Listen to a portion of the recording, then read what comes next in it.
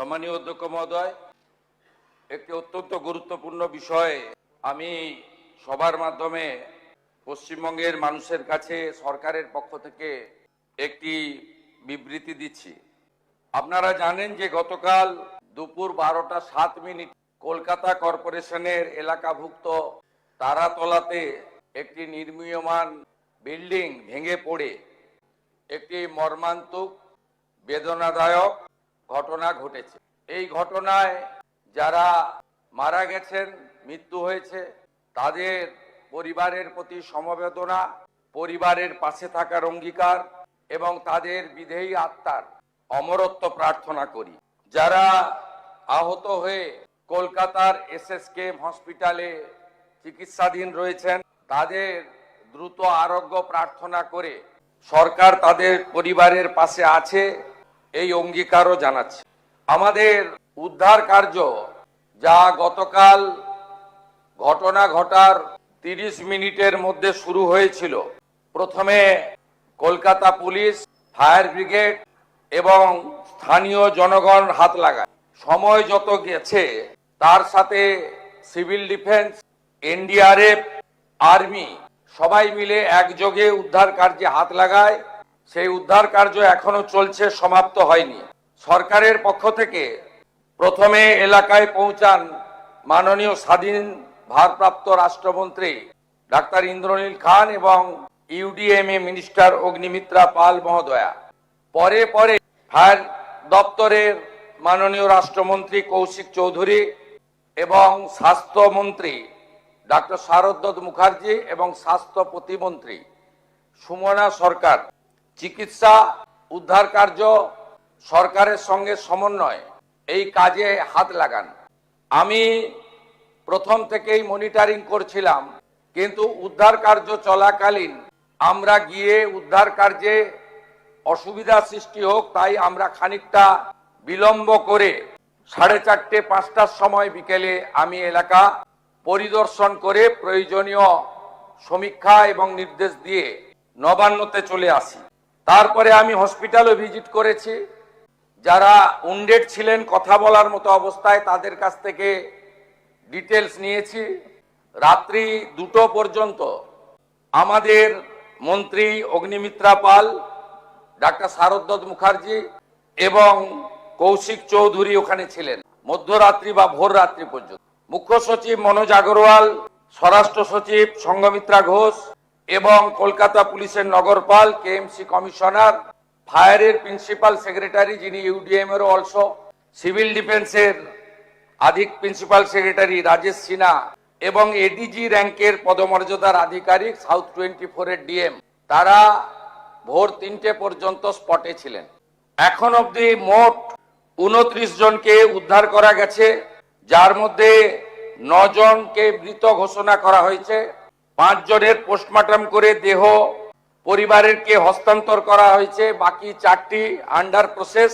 20 জন চিকিৎসাধীন রয়েছে, তার মধ্যে আউট অফ ডেঞ্জার অর্থাৎ স্টেবল রয়েছেন 15, গুরুতর রয়েছেন 4 আর একটু আশঙ্কাজনক আছেন আরো 1। এই জায়গায় আমাদের উদ্ধার কার্য যারা করছেন এনডিআরএফ এবং আর্মির লোকেরা আরো কয়েকজনের সংখ্যা অল্প হলেও থাকার কথা একটু আগে আমাদের জানিয়েছেন। আমরা চিকিৎসার দায়িত্ব নিচ্ছি এবং আমরা ঘোষণা করছি রাজ্য সরকারের পক্ষ থেকে মৃতদের পরিবারকে, আবারও বলি, অর্থ দিয়ে মৃত্যুর ক্ষতিপূরণ হয় না। এটা স্বীকার করেও দায়িত্বশীল সরকার তার দায়িত্ব পালনের জন্য অঙ্গীকারবদ্ধ। 10 লক্ষ টাকা করে আমরা মৃত পরিবারকে আমরা আর্থিক সাহায্য এবং গুরুতর আহতদেরকে 1 লক্ষ, আহতদের সকলকেই 1 লক্ষ টাকা করে আমরা ক্ষতিপূরণ দেওয়ার ঘোষণা করছি। এই যে মাননীয় চিফ হুইপ অপোজিশন, আমি বলার আগে উঠে পড়েছিলেন, সম্মানীয় আখরুজ্জামান সাহেব, আপনি একটু কেয়ারফুলি শুনুন যে কটা লোক আছেন আপনারা। এই বিল্ডিং প্ল্যানটা জানুয়ারি মাসের 17 তারিখ 26-এ আপনারা দিয়েছেন। এখানে সব বের করেছি আমরা। এই আপনাদের পাপের ফল। সব জায়গায় টাকা নিতে নিতে এই সিটি অফ জয়কে এবং বৃহত্তর কলকাতাকে মৃত্যুপুরীতে আপনারা পরিণত করেছেন। একাধিক ইনসিডেন্ট, গার্ডেন রিচ থেকে শুরু করে শিক্ষা নেননি, সংশোধন করেননি, কোন উদ্ধার কার্যে এনডিআরএফ এবং আর্মিকে কোনোদিন ডাকেননি। গার্ডেন রিচের ধ্বংসস্তূপে আপনার জেলা মুর্শিদাবাদের যারা হাত খুলে মমতা ব্যানার্জিকে ভোট দেয় মুসলিম, তাদের 14 জন চাপা পড়ে মারা গেছিল, একজনকে উদ্ধার করতে পারেননি আপনারা। আমরা এটা নিয়ে রাজনীতি করব না, কিন্তু কি করেছেন আপনারা? একটাকেও তো ছাড়ার কোনো সিন নেই। আপনার প্রাক্তন মেয়রের সই আছে, এতে কাউকে ছাড়া হবে না। আপনার ইঞ্জিনিয়ার যাদের নাম আছে, it is found that Shri Aminur Sheikh, sub assistant engineer, Shri Nirmalendu Sardar, assistant engineer, Shri Ranjan Das, executive engineer, has not discharged their duties and responsibilities in respect of the instate premises. আমরা পুরো ফ্যাক্ট ফাইন্ডিং বের করেছি, কোনো ছাড়াছাড়ির সিন নেই। আমরা এখনো পর্যন্ত 5টাকে অ্যারেস্ট করেছি। গুলজার হোসেন, সুপারভাইজার অফ আসগরকেও খুঁজছি, যদি নিচে চাপা পড়ে থাকেন আলাদা। আমি চাইবো জীবিত বেরোক। কি করে এইসব লোক এই জায়গাগুলোতে ঢোকে বের করতে হবে। অ্যারেস্ট হয়েছে Gulzar Hossain, supervisor of Asgar, Kamal Samanta, iron structure fabricator, Shambhunath Behera, lessee of land, Dibakar Bhandari, labour supplier cum Trimex contractor, Abdul Hamid, broker for sanction plan for KMC. আপনার কেএমসি তে কি হয়েছে আমরা জানি না, আপনার কালীকে তুললে সব বেরিয়ে যাবে। কলকাতা কর্পোরেশনে কালী না বললে কোনো প্ল্যান হয় না। আর কালী অ্যাপয়েন্টেড বাই ক্যামাক স্ট্রিট, সবাই জানে। আর এই কালী বাইপাসের পাশে আপনাদের তৃণমূল ভবন বানাচ্ছে 200 কোটি টাকা দিয়ে, আর এখান থেকে টাকাটা তুলে ওখানে পাঠায়। আমরা সব জানি, সব বের করেছি আমরা। হয়েছে, আরো ব্যবস্থা নিচ্ছি। ইনসিডেন্ট রিপোর্টে আমাদের প্রথমেই হ্যাটসঅপ জানাই ইন্ডিয়ান আর্মি, তারা 215 জন জওয়ানকে দিয়েছিলেন। আমি এবং মুখ্য সচিব আলোচনা করে 2টোর সময় সিদ্ধান্ত নিই, এই যে ভারী বিম, এ কাটার কোনো মেশিন রাখেননি আপনারা। আপনাদের সরকার 15 বছরে অনেক কাণ্ড করেছেন, লোহা কাটার মেশিনটা পর্যন্ত কেনেননি। কেন এই ক্ষতিটা করে দিয়ে গেছেন বাংলায়? কোনো আধুনিক যন্ত্রপাতি নেই, কোনো পেশাদার টিম নেই। আর্মির 215 পার্সোনাল এসেছেন এবং বিশেষ করে বিহার রেজিমেন্ট, তারা সমস্ত মডার্ন ইকুইপমেন্ট নিয়ে এসে হাত লাগিয়েছেন বলে 20টা লোককে জীবিত বের করতে পেরেছি। ওই লোহা পড়লে কেউ বাঁচে না। ন্যাশনাল ডিজাস্টার রেসপন্স ফোর্স, এরা তো ভগবানের দূত হিসেবে কাজ করেছে। এদের 4টে টিম, তারা এখনো না খেয়ে না দেখে না সারা রাত্রি জেগে কাজ করেছে। সিভিল ডিফেন্সের একটা কুইক রেসপন্স টিম আর 2টো কিউআরটি টিম 26 মেম্বারের, তারা এখনো পর্যন্ত কাজ করে চলেছে। আমি তাদেরকে ধন্যবাদ জানাবো। Fire and emergency service, 6 fire engine, 36 personal, Kolkata municipal corporation, health, building, solid waste management, lighting এবং ইকুইপমেন্ট এন্ড লেবার, এরা ফুল ফেজেড কাজ করেছেন, কাজ করছেন। শ্যামাপ্রসাদ মুখার্জি পোর্ট কলকাতা, কেও ডিএমজি কলকাতা পুলিশ, এরা সবাই মিলে একযোগে এই কাজটা করেছেন এবং করছেন।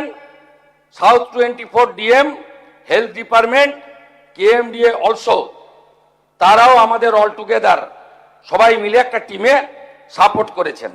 এইটা দেখুন মাননীয় ফিরহাদ হাকিমের সই। দেখুন দেখুন আপনারা কিভাবে স্ট্রাকচারে ডিফেক্ট থাকা অবস্থায় ফল্টি প্ল্যান অ্যাপ্রুভ করেছেন। এবং এখানে যাদের সই আছে, name of architect, name of ESC, name of GTE, name of owner, name of applicant, propose floor area, exempt area মিলে পুরো আমরা এটা বের করেছি। দেখুন ফল্টি ডিজাইন, এইটা বিল্ডিং প্ল্যানের নকশা। এরকম কত কাণ্ড করে রেখেছেন তার ঠিক নেই। কম্পেনসেশন ঘোষণা করেছি, এফআইআর অ্যারেস্ট বলেছি। আগামী দিনে কি হবে আমরা 4 সপ্তাহ Kolkata municipal corporation, Rajarhat new town, Maheshtala, Budge Budge, Pujali, Bishnupur গ্রামীণ এলাকা, সাউথ 24, সোনারপুর, বারুইপুর পুর এলাকায় সমস্ত নির্মীয়মান কাজ জরুরি পরিষেবা ছাড়া আমরা বন্ধ রাখলাম। সমস্ত স্যাংশন প্ল্যান অডিট হবে। এই অডিট করার জন্য কমিটি তৈরি করে দেওয়া হচ্ছে। কমিটি হেড করবেন Rajesh Pandey IAS, additional chief secretary. কমিটিতে মেম্বার থাকবেন Shri Khalil Ahmed IAS, additional chief secretary, Rajesh Kumar Sinha, principal secretary disaster management, Ajay Nanda নগরপাল, স্মিতা পান্ডে কমিশনার কাম প্রশাসক Kolkata corporation, Rachna Bhagat secretary labour department, engineer in chief PWD, DG building KMC, DG fire and emergency services 1 representative, representative from RITES, representative from IRCON আর Kharagpur IIT. আমাদের Kharagpur IIT থেকে professor Damodar মাইতিকে head civil engineer IIT Kharagpur, তাকে nominated করেছেন director Kharagpur IIT. এবং RITES আমাদের consent দিয়েছেন, তারা যত বিল্ডিং প্ল্যান এই দুর্নীতিগ্রস্ত তৃণমূল কংগ্রেস অর্থের বিনিময়ে, কাটমানির বিনিময়ে, ব্রোকারদের দিয়ে এই কলকাতাকে মৃত্যুপুরীতে পরিণত করা তৃণমূল কংগ্রেস, তার সমস্ত বিল্ডিং প্ল্যান এবং আন্ডার কনস্ট্রাকশন আমরা অডিট করাবো। যতক্ষণ না অডিট সার্টিফিকেট হচ্ছে কোন বিল্ডিং এ আমরা হাত দিতে দেব না। তারপরে তো প্রপার্টি অ্যাটাচমেন্ট করে আদায় করব, শুধু জেল খাটানো নয়। অপেক্ষা করুন, আপনারা নিশ্চিন্ত থাকুন। একদম জিরো টলারেন্স, 1 ইঞ্চিও টলারেন্স আমরা করব না।